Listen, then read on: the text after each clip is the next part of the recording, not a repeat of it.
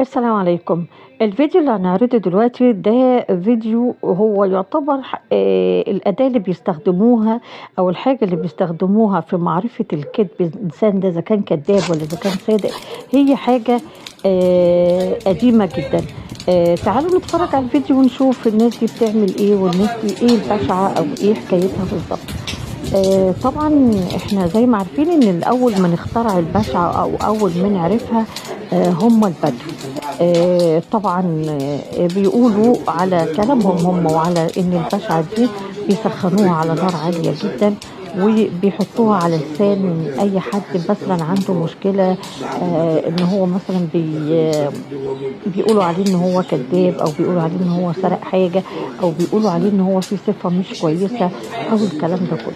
يبدأ يروحوا للشيخ اللي هو بيتعامل بالبشعة ده وهو يحطها على لسانهم، وبعد كده يعرف من لسانهم إذا كانوا صادقين ولا كذابين. طبعا هو هيبتدي دلوقتي ان هو يحطها على لسانها. الاول بيختبر السخونية اللي فيها انها سخنة كفاية زيادة، يعني الحد المسموح به، ويبتدي ان هو يحطها على لسانها حوالي 3 مرات. بعد كده هيوريك ان هي البشعة دي سخنة جدا وهيبتدي الدخان تطلع منها لما بيحط عليها مية ساقعة، عشان اللي قاعد يبقى عارف ان هو بيشتغل صح.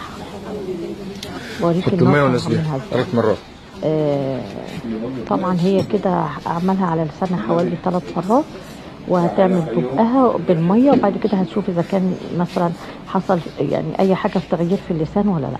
طبعا الحمد لله هي طلعت صادقه ومش كدابه ولا اي حاجه. اللهم صل على النبي.